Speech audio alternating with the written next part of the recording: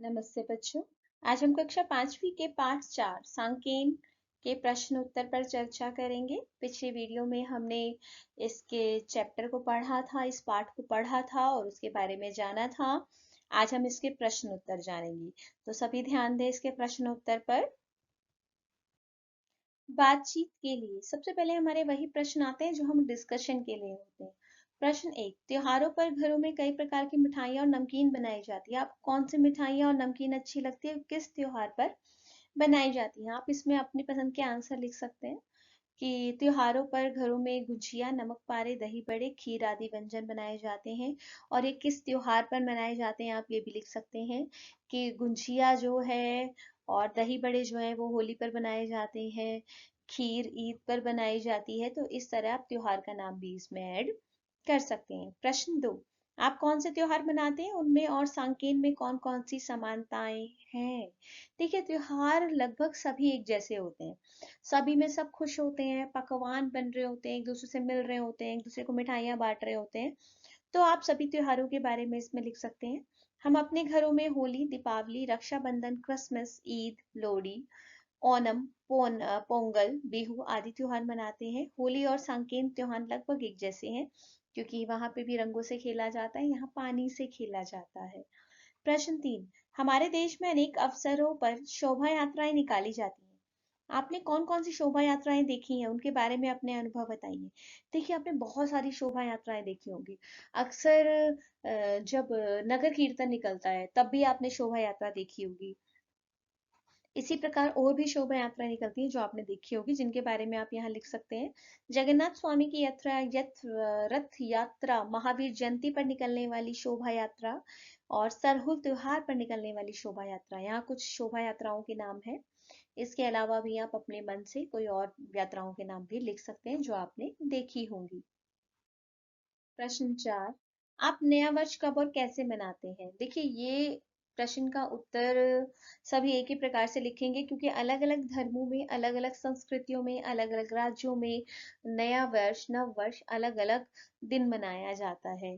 तो कौन कौन से दिन है वो देखते हैं। उदाहरण के लिए, बैसाखी पंजाबी नव वर्ष है, जुड़ शीतल मैथिल नववर्ष है, गुड़ी पड़वा मराठी नववर्ष है, नवरोज पारसी नववर्ष है और 1 जनवरी जो हम अंग्रेजी नववर्ष अपने यहाँ मनाते हैं। अब हम कुछ प्रश्न आपको दिखा रहे हैं पाठ से, जो पाठ से दिए हुए हैं प्रश्न, उनको ध्यान से देखिए। इनमें से ही कुछ प्रश्न आपके एग्जाम में आ जाते हैं। सांकेन क्यों मनाया जाता है? दीपावली पर्व के कारण, नव वर्ष प्रारंभ होने के उपलक्ष्य में, नए मंदिर के उद्घाटन की प्रसन्नता में या बुद्ध पूर्णिमा के अवसर पर? नव वर्ष प्रारंभ होने के उपलक्ष्य में। प्रश्न 2, भगवान बुद्ध का मंदिर कहाँ बना हुआ था? आप बताइए, याद कीजिए, जब मैंने आपको चैप्टर बताया था तो मैंने बताया था कि नदी के किनारे मंदिर बना हुआ था। प्रश्न 3, लोग बहुत देर तक एक दूसरे पर पानी डालते रहे क्योंकि वो क्या कर रहे थे? वो सांकेन मना रहे थे, सांकेन का त्योहार मना रहे थे, नव वर्ष का त्योहार मना रहे थे, इसीलिए वो एक दूसरे पर पानी फेंक रहे थे। प्रश्न 4, यहाँ के लोगों के मुखों पर सदैव मुस्कान बनी रहती है। इस वाक्य का क्या अर्थ है? देखिए, मुस्कान कब रहती है? जब हम हमेशा खुश रहते हैं, तो यही इसका आंसर है। यहाँ के लोग सदैव प्रसन्न रहते हैं। अब करेंगे पाठ से ऐसे प्रश्न जो आपको नोटबुक में करने होते हैं, जो इंपॉर्टेंट होते हैं। पहला प्रश्न, सांकेन का त्योहार मनाते समय वल्लरी को होली की याद क्यों आई? बहुत सिंपल है।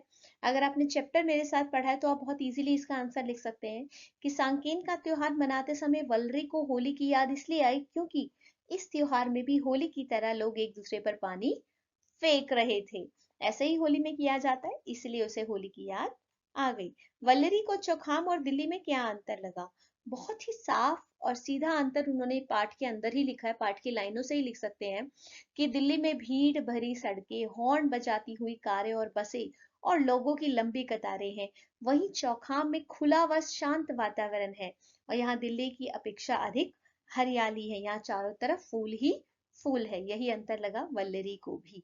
अगला प्रश्न, मंदिर की सजावट कैसे की गई थी?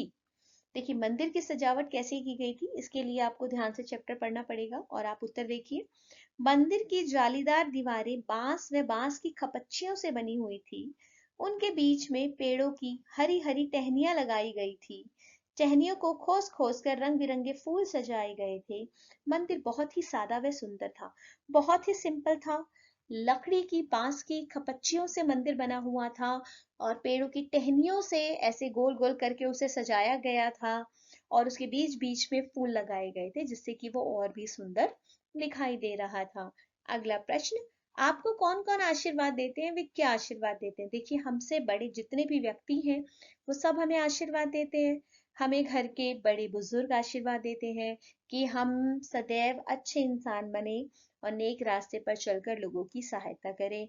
हमें विद्यालय में अध्यापक आशीर्वाद देते हैं कि हम जीवन में हमेशा आगे बढ़े, हमेशा तरक्की करें। इसी तरह हमें बहुत सारे व्यक्ति आशीर्वाद देते हैं। अगला प्रश्न देखिए, प्रश्न 2।